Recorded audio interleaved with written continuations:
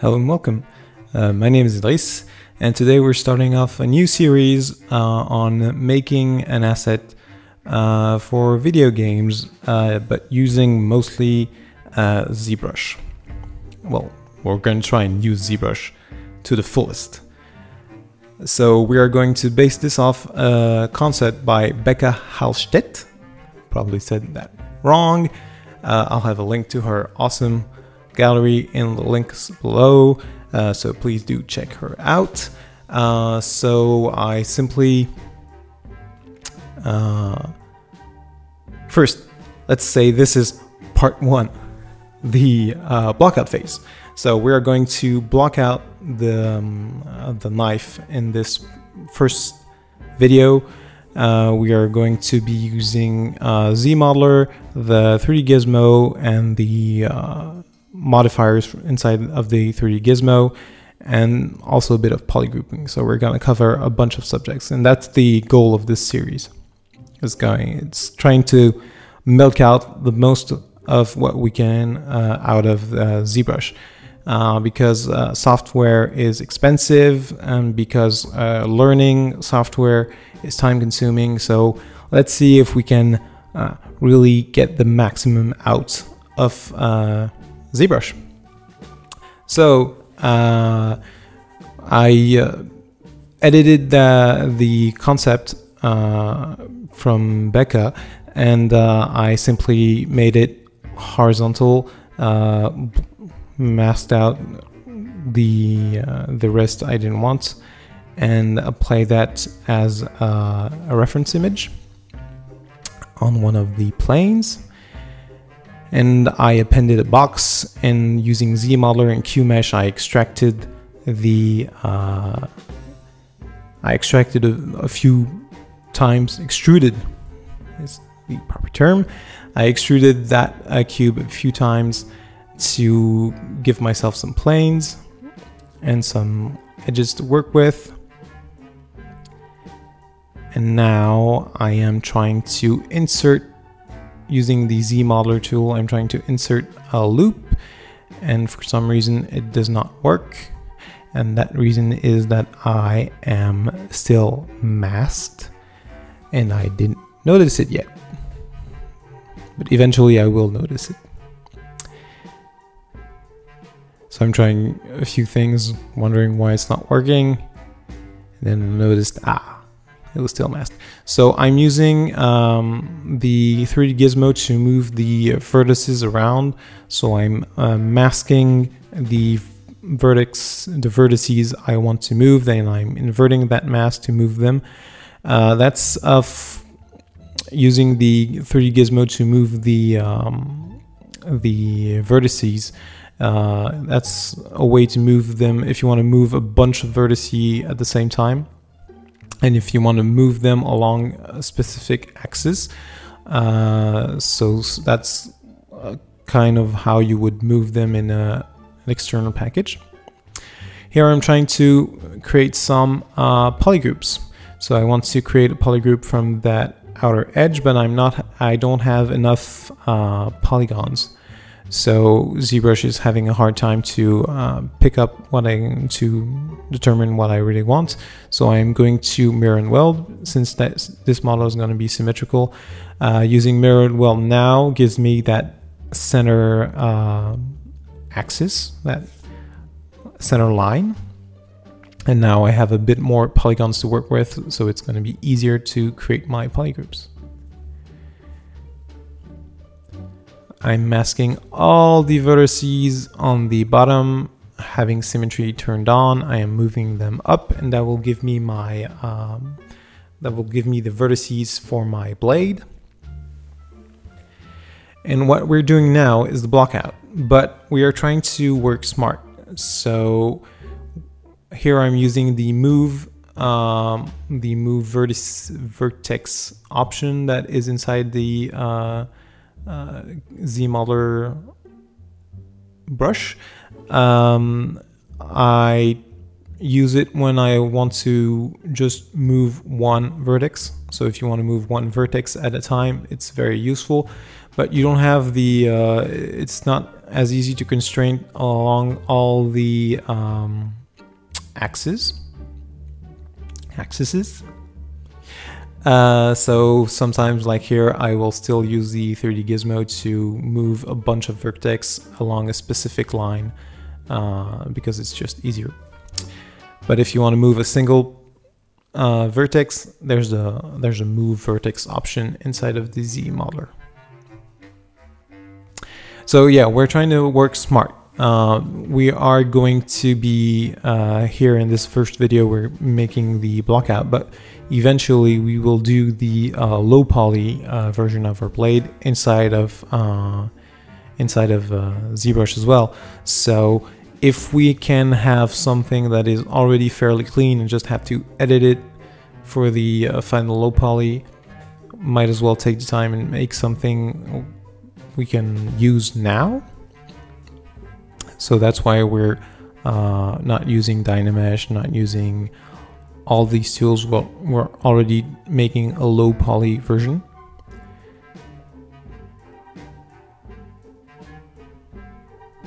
Here I'm using that move since I'm moving only a single vertex. And since we have the symmetry turned on, it sticks to that plane. Here I'm trying to make my polygroups, so I'm hiding anything I don't want, and then I hit group visible. And I'm trying to think of all the polygroups that could be useful, so all the planes that are more or less the same.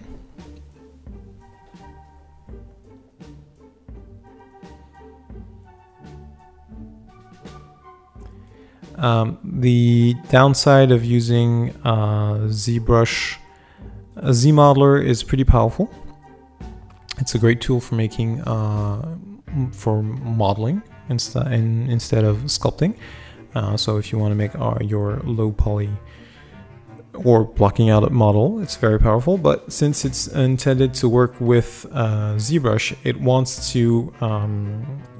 to work with quads. So sometimes you might want to create triangles, and to work with triangles for games, since most game engines will triangulate the model anyways, so you have to work with quads. But we'll cover that more in the low poly version. Here I appended a cylinder. So I appended a star. Then I used initialize to add in a cylinder without too much resolution into it.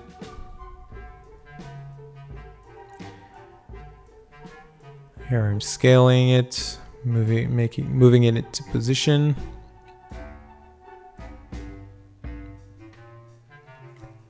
Hiding the blade, renaming it. It's a good habit to have. Move into position, scale it.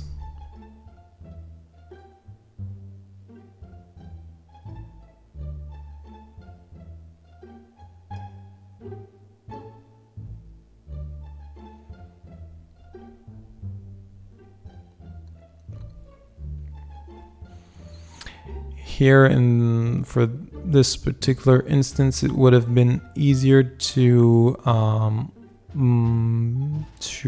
do the modeling, then move it into position. Since here I've moved all the vertices around, here I'm trying to use the symmetry on the z-axis, but that won't work because I've made too many changes to the z-axis. So I'm trying to make it work.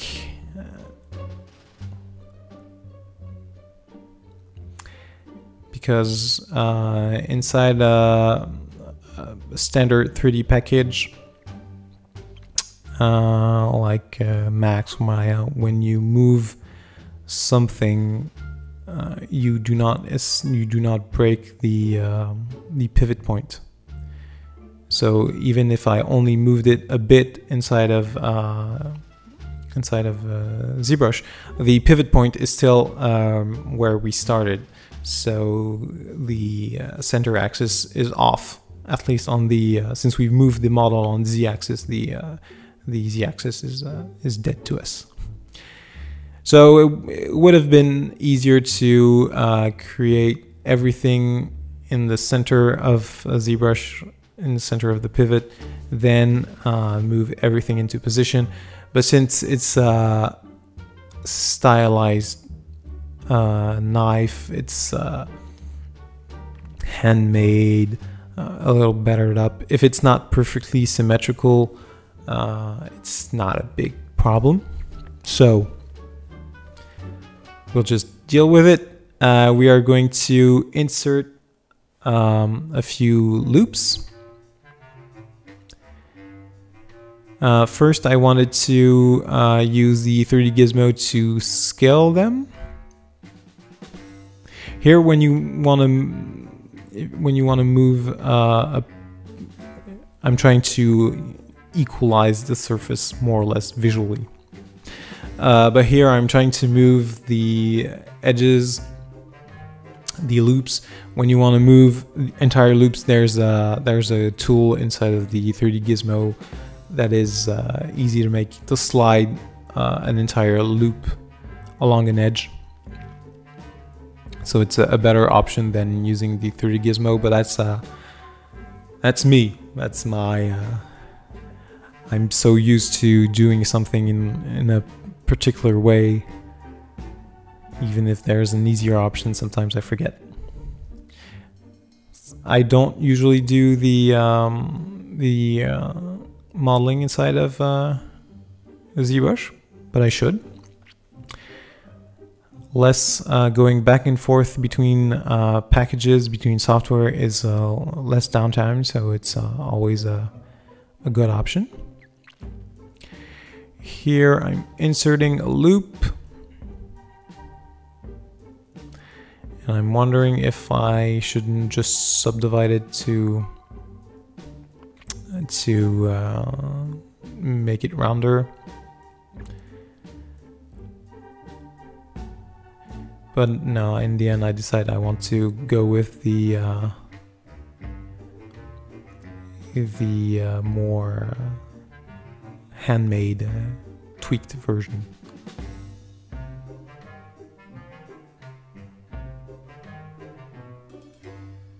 Want to give some of that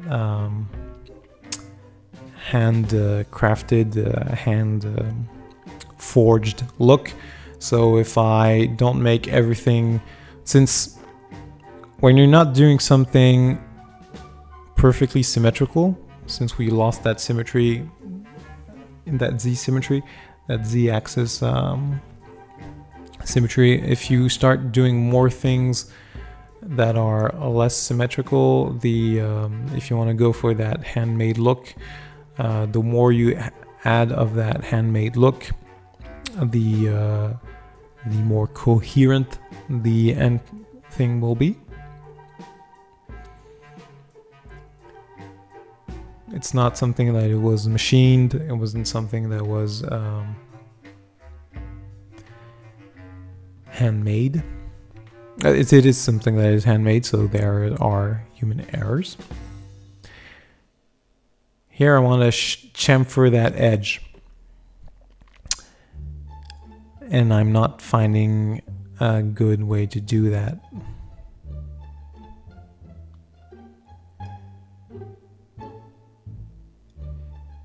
It's not giving me what I want. So I'm trying all these little options because sometimes I forget. So many things are inside of the ZModeler tools regarding faces, edges, vertices. There are so many options.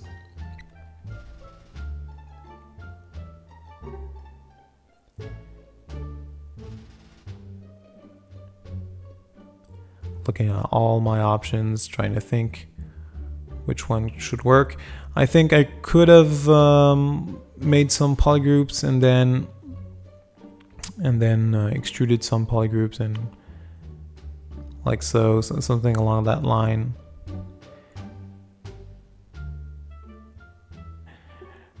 Trying out the tool, trying to get them refreshed inside of my memory.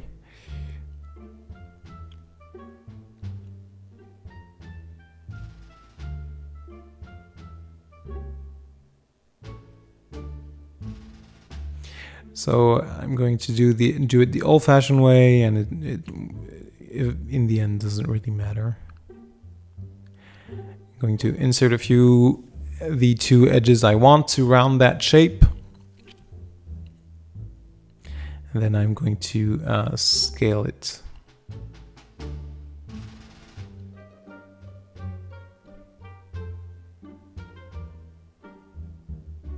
Still trying to make it work the way I want it to.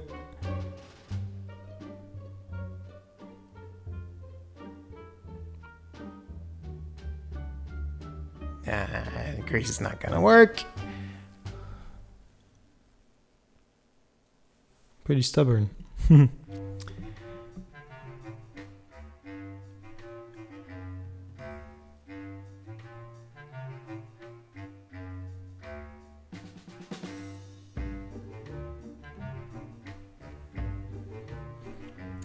Going over all the options. That's I'm just refreshing my memory.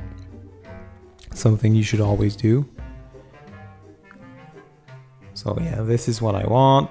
I'm going to insert those two loops, and then I'm going to scale them, and that is going to give me the look I want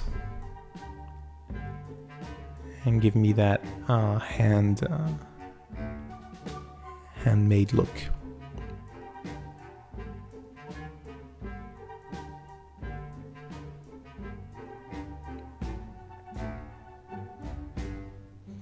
There's a slightly steeper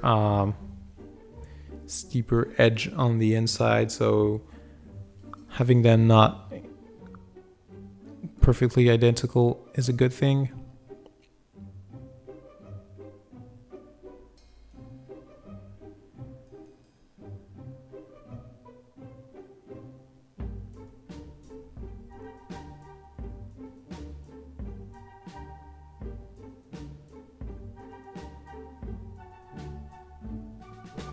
Just want to move that bottom edge, the entire edge. It's not doing what I want, but it's doing something that is interesting that I'll do eventually.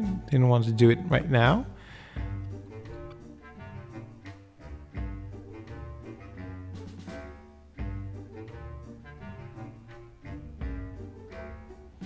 Also, it's affecting pieces I don't want it to move, so I am masking the parts I don't want to move.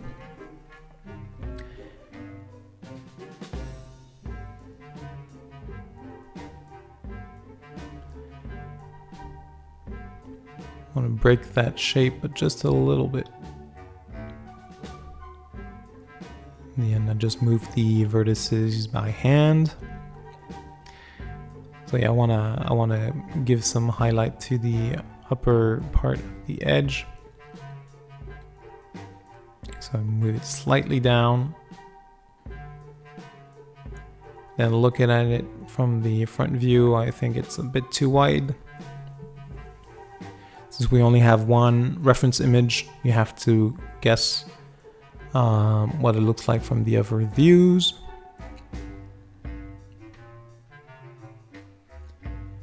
So we're going to append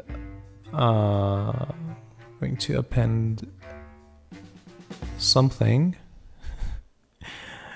I appended a cube, but it's not something I want. So I'm just going to initialize a cube. Move it into position. This is going to be our hilt.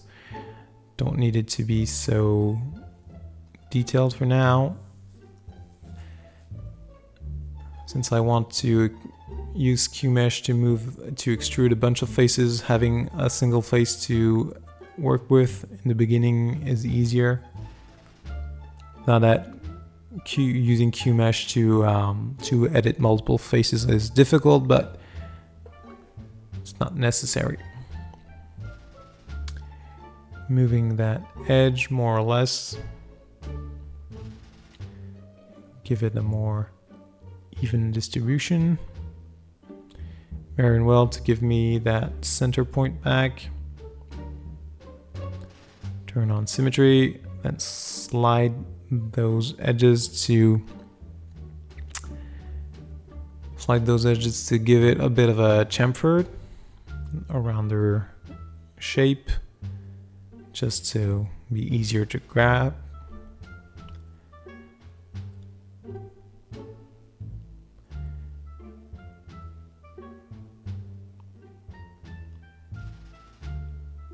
Pulling those two vertices to try to start and get that shape in, add a few loops. Then we are going to use the 3D gizmo and the bend deformer, pick the axis we want, then add a few points that we can use to deform it. Then we move it into position, trying to match our reference.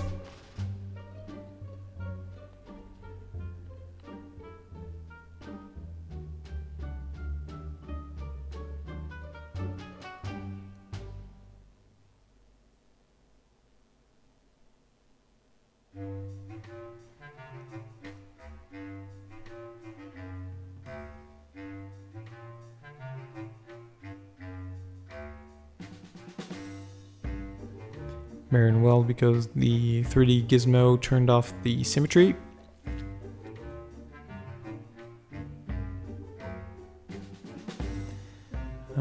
Moving those vertices in, hit accept on the 3D gizmo.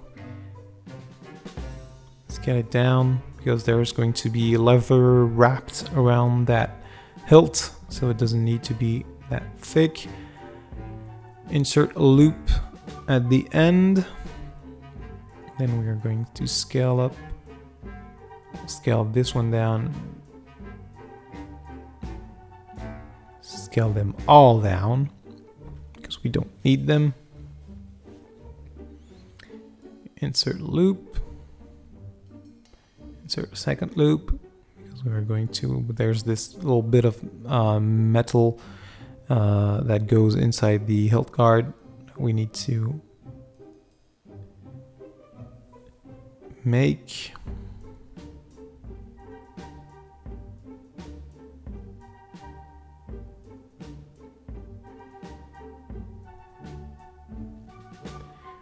Not sure how it fits in, so we'll have to figure that out.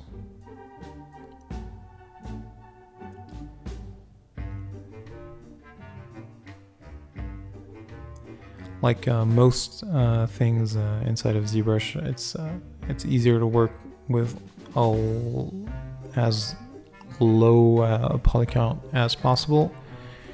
Here I'm trying to make some sense of how this hilt inserts inside of the hilt guard.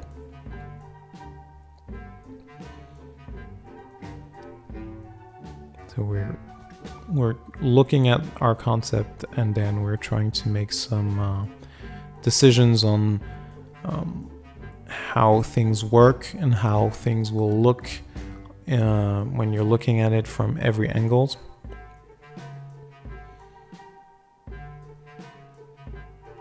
Because when you're looking at a concept, it's always a good thing to have a bit of room for interpretation.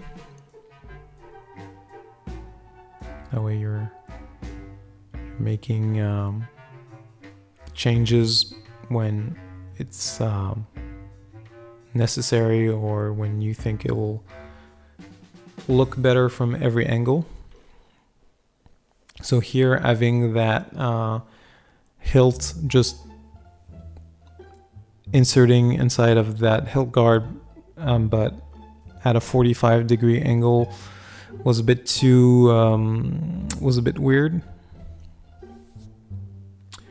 So it's still keeping that type of an angle, but trying to make it more focused and having a bit of it come out of the hilt guard, a bit more than on the concept.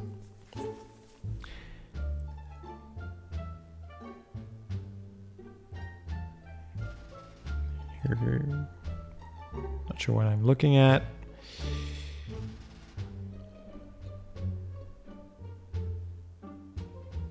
Trying to match the form of that hilt guard. Not sure how big it's supposed to be. My brush is a bit too big.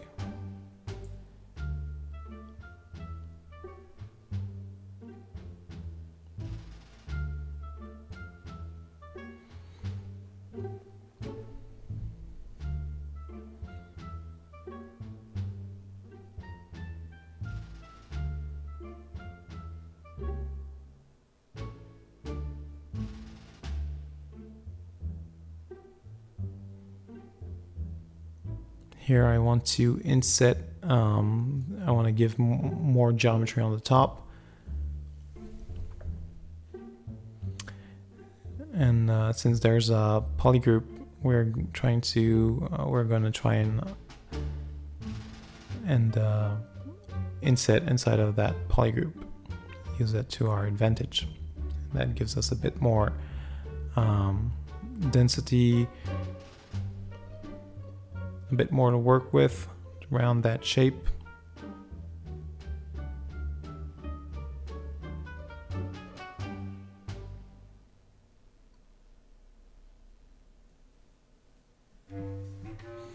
Trying to have a look at it from every angle.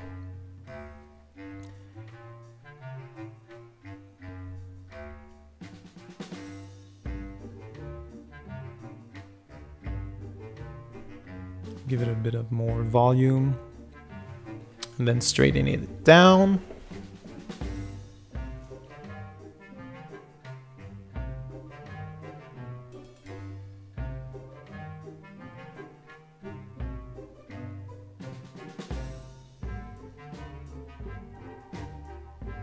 Selecting the entire middle of the hilt, and then grouping the two parts on the bottom. Now pink polygroup is not something that is going to be visible on the final model, so I know that the two yellow polygroups are going to be on the final piece. So I could have separated these two the two yellow parts, but I decided to keep them together. Here we're using the clip curve to straighten those edges when you have very little geometry. It's a great tool for flattening a few surfaces. You can see that on the side of that hilt, the polygons are not flat anymore. Using a clip curve here, baff, they're completely flat. So it's a great way to work with low poly tools, is to use the clip curve.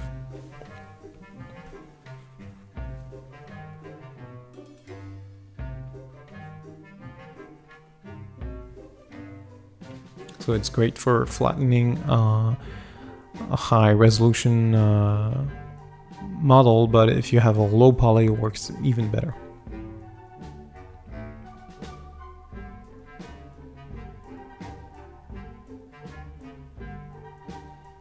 Having a look at it from every angle.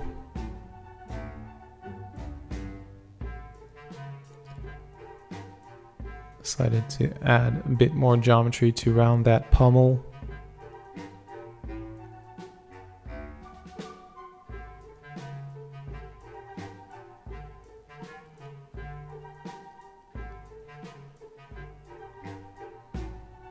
So then round using those vertices, we round the shape up.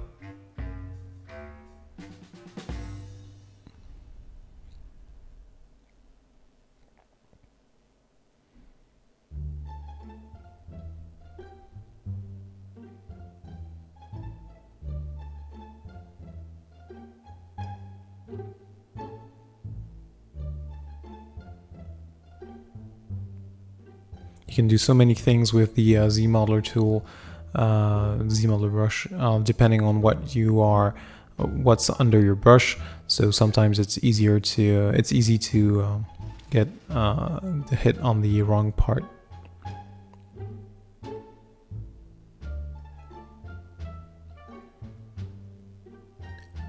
Rounding that edge.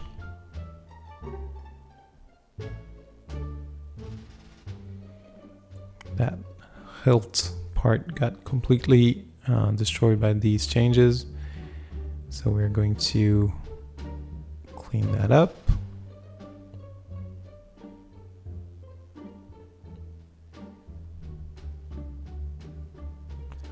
Mask using the clip curve again. Flatten that edge and then flatten that edge. We've moved the we moved the vertices around to make it easier to clip.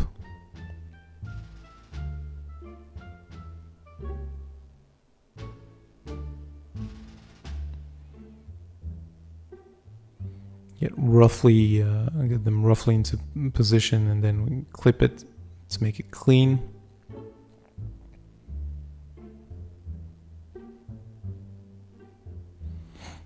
Should be good enough. We're still going for that handmade hammer look. Forged.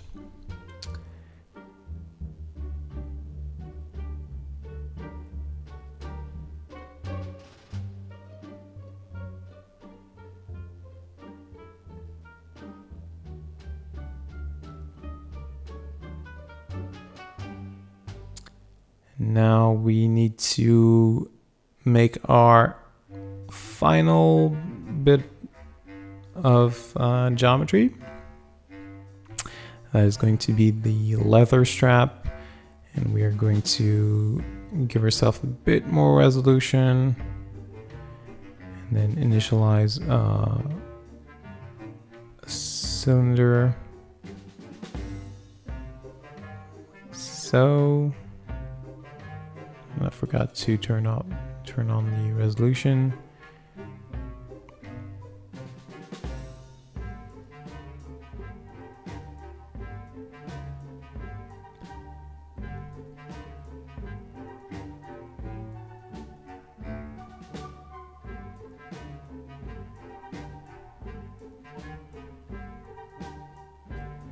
Forgot to rename.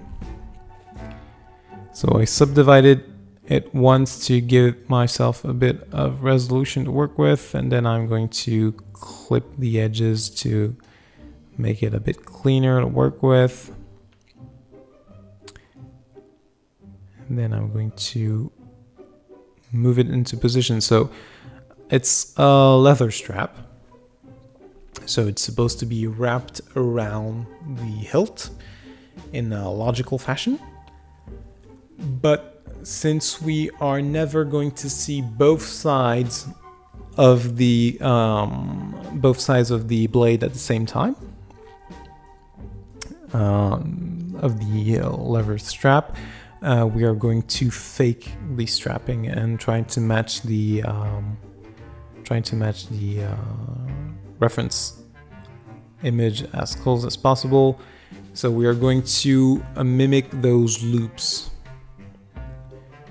So here I'm roughly deforming the cylinder to match what we want. Then using Control and Move with the 3D gizmo, I can clone that piece, and I'm going to try and add as many pieces as necessary.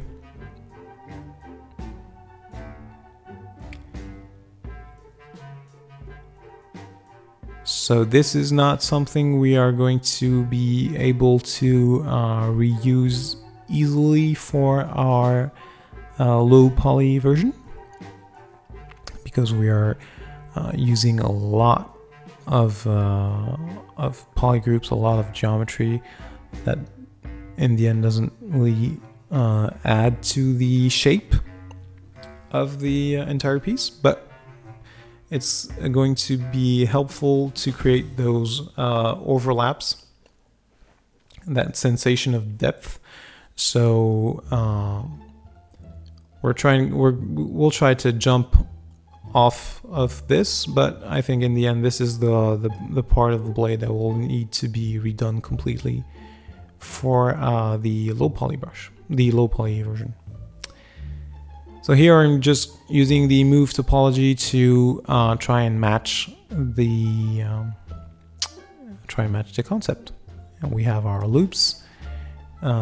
We've used auto groups since they're topology, since it's a few loops, a few cylinders that use a very different topology. They're not connected. Using auto group will create polygroups for every separate piece of geometry. So that's a quick and easy way to group when you have a lot of different meshes. So now we can work on all of these meshes independently. So we're going to try and have some go over, some go under, and roughly match the concept.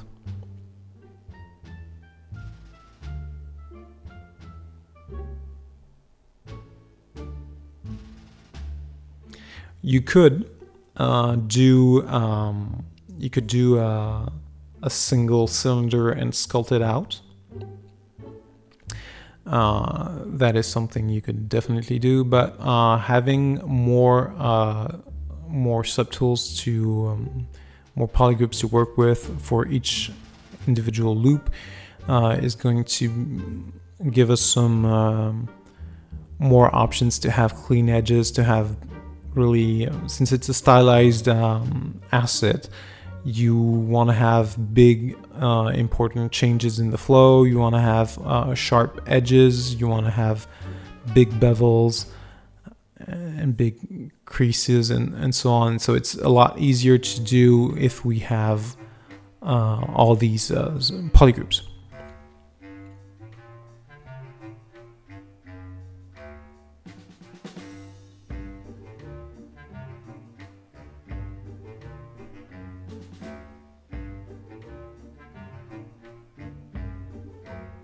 Using the smooth brush to alter the volume of the piece.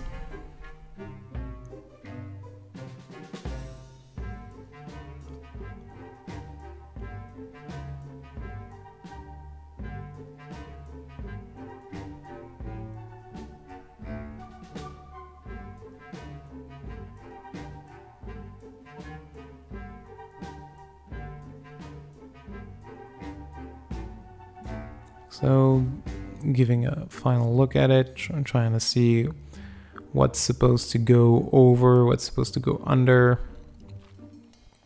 The more transitions we have, the easier it's going to be to sell the strapping.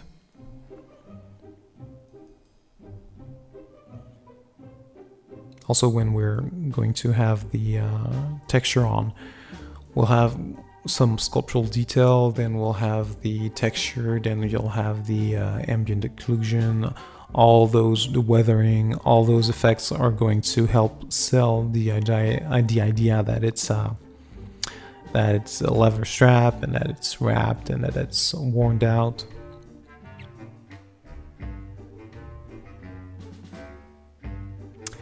And we're almost at the end of this first episode.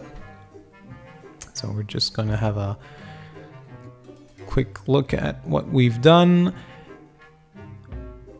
And yeah, in the next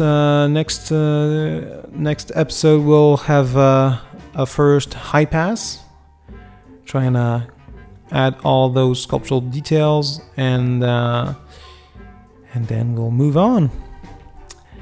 So I hope you found this useful.